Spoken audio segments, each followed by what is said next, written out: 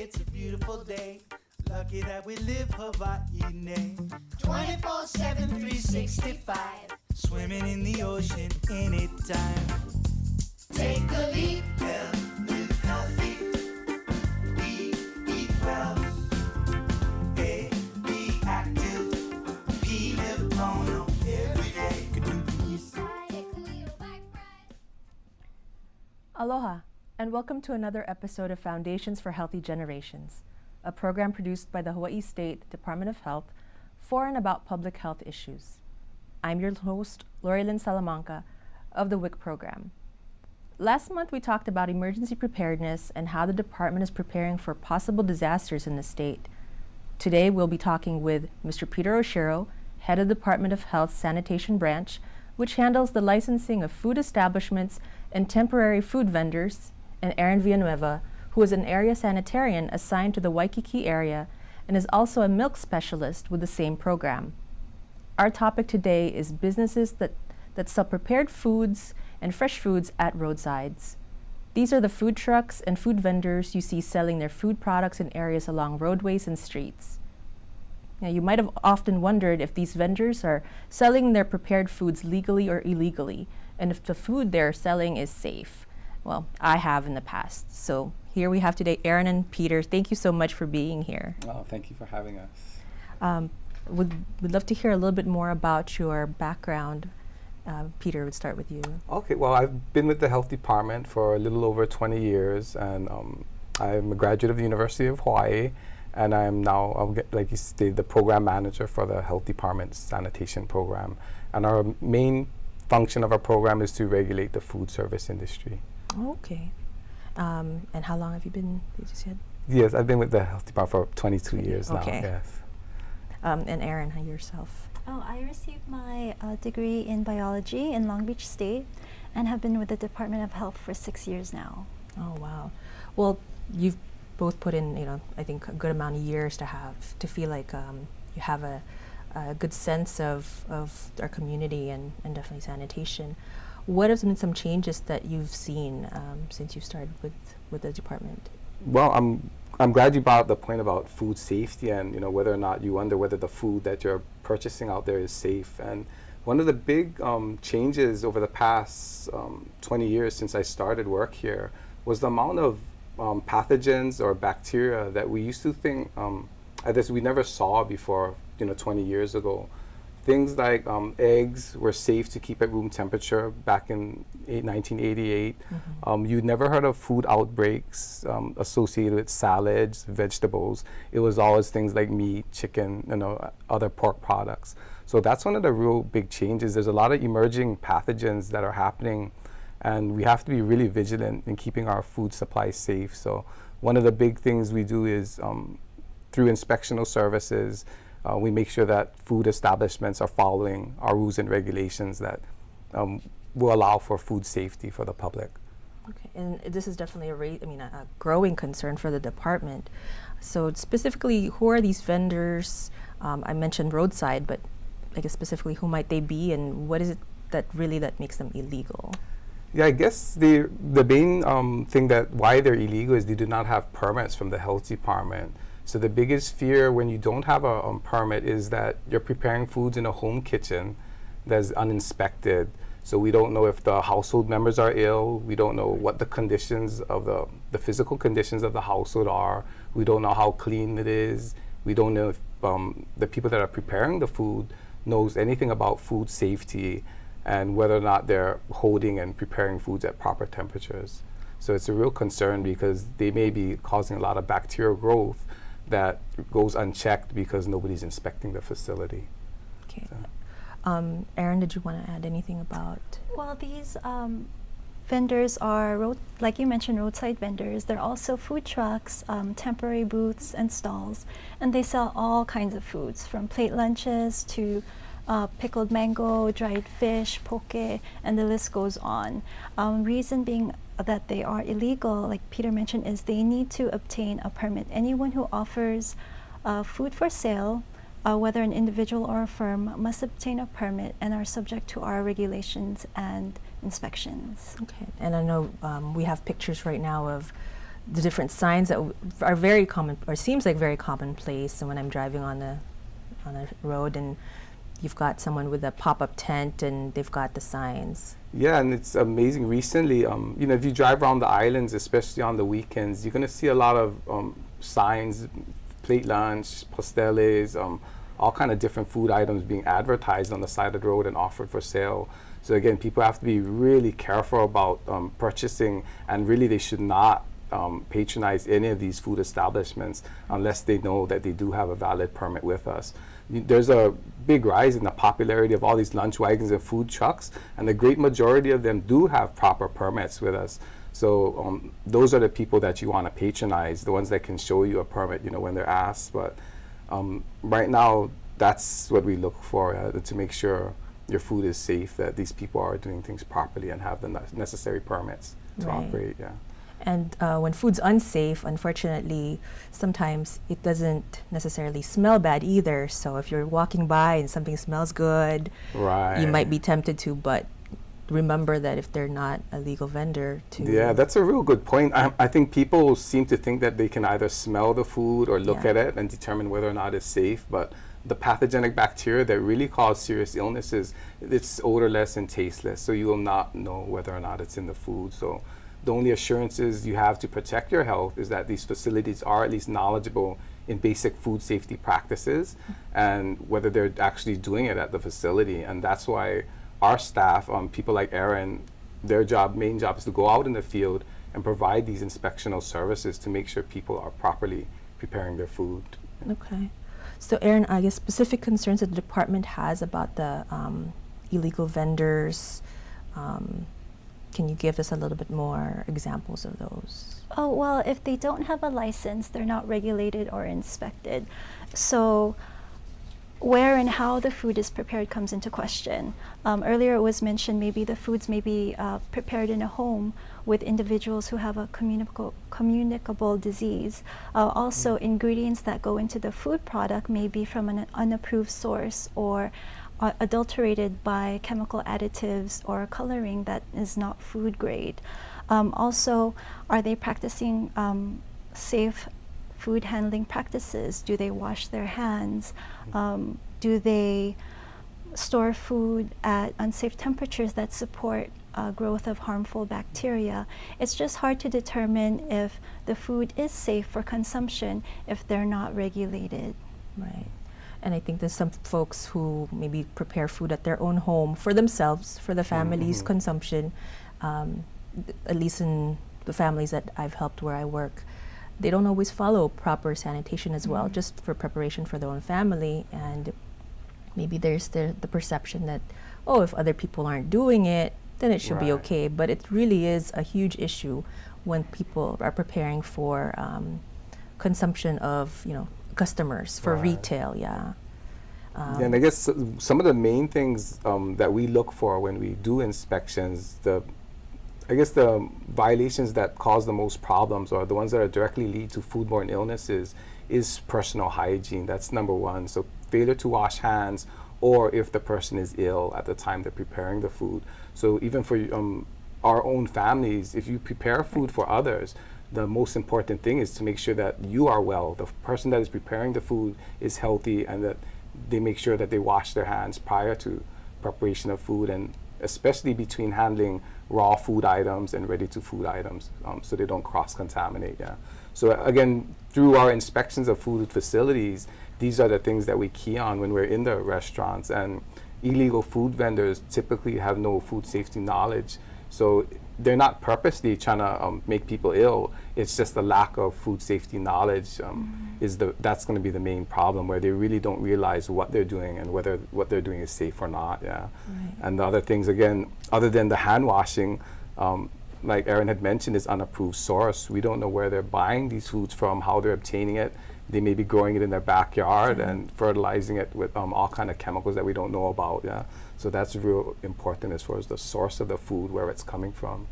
And the last thing is the cross-contamination. So if you don't have a basic knowledge of basic microbiology, where raw foods need to be cooked properly, and if you handle the raw foods, any bacteria that's on them will transfer to anything you touch. If you not making sure to wash your hands in between handling. Yeah. So you could inadvertently spread bacteria throughout your kitchen and through other ready-to-eat foods without really knowing if you're not practicing proper hygiene.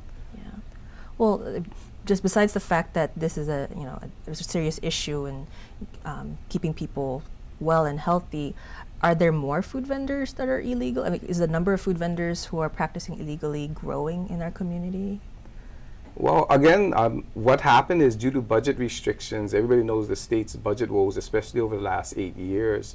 One of the big things that changed when I first started working here was when we did receive complaints about illegal food vendors on the weekends or after hours, we were readily able to go out. The state did have adequate funding to provide for overtime. So inspectors would be able to go out on weekends and after normal working hours to actively keep these illegal vendors in check. So typically when we find someone vending illegally, we issue them a cease and desist order. And basically it's just telling them that they need to stop the selling of any foods until they get the proper permits. And then we try to work with them if they're willing and they want to go the proper route in order to get these permits and be a legitimate and safe food operator. So that's how we kind of approach them. Yeah. Okay, that's very good. And I would anticipate that there will be some new things perhaps that the department will be rolling out, implementing to stop the illegal vendors from continuing. Yeah, and I guess because of the budget restrictions, the vendors over the last 8 years, I think anecdotally, we're getting a lot of calls about it's actually growing out there. And I think everybody knows when they drive around the island, especially in certain communities, you see a lot of illegal vendors on the side of the road. And I guess that's something that's becoming a big concern for us because of the risk that people will take if they actually purchase foods from them, and there's a high chance that they may become ill if they consume these foods. So our idea is to go out, do a little bit of public relations first to let the public know through shows like this that they should not be patronizing these food vendors. And then we will contact our local media and hopefully get the word out through that way also. And then we will send our people out in the field to actually cite illegal vendors if they are out there. Yeah. And typically when we do that, most people are very cooperative. They understand what we're trying to do, and they understand that what they're doing is not proper and illegal. So we really don't have too much of an enforcement problem if we're actively going out there and talking to them and citing them. And again, also a big portion of it is to teach them how they can vend properly and get the necessary permits to do it. So our job is not to just bang people on the head, collect fines, and put people out of business. Our job is to encourage them to do things properly so they can have a prosperous business, and at the same time, the main thing is to protect public health. Right. So. I mean, the purpose is to provide not just criticism, but constructively. Correct, so that everybody can be safe. Right. And our staff is constantly told to enforce through education. You educate first, enforcement is second. Yeah, it's much easier to get voluntary cooperation. It's much more cost effective for us to not go the legal route and to get voluntary compliance with all our rules and regulations. And the way you achieve that is by talking to people and let them understand why our rules are important, why they need to keep foods at a proper temperature, and not just saying do it because I said so. So it's really important that we convey to the operators of these food establishments why they need to follow our rules rather than just following them.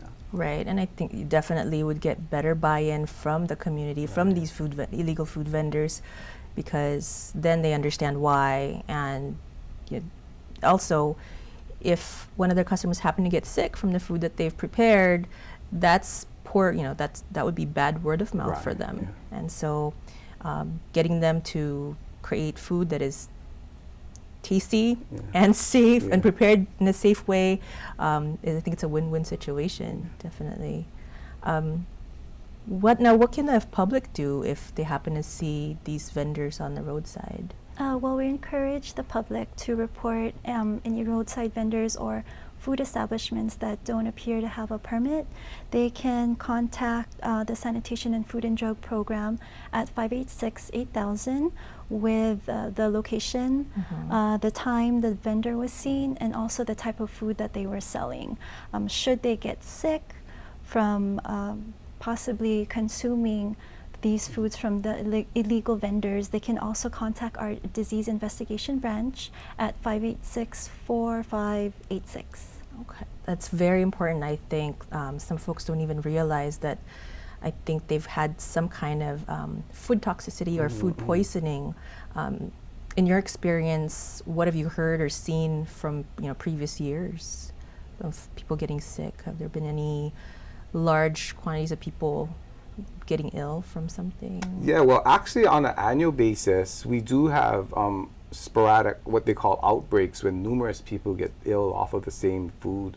Our disease investigation branch reports to us approximately 247 foodborne illness events to us a year that we need to go out and investigate to find out what the cause was, and if there is problems at the facility, how to correct their food safety practices to prevent any future foodborne illnesses. So we work real closely with our disease investigation branch, where their job is to interview you if you got complaint. Most people think it's the last thing they ate, and more frequently that is not the case. Bacterial illnesses take time to incubate in your body, so if it's a bacterial illness, it's usually maybe 1 to 3 days before you really notice any symptoms.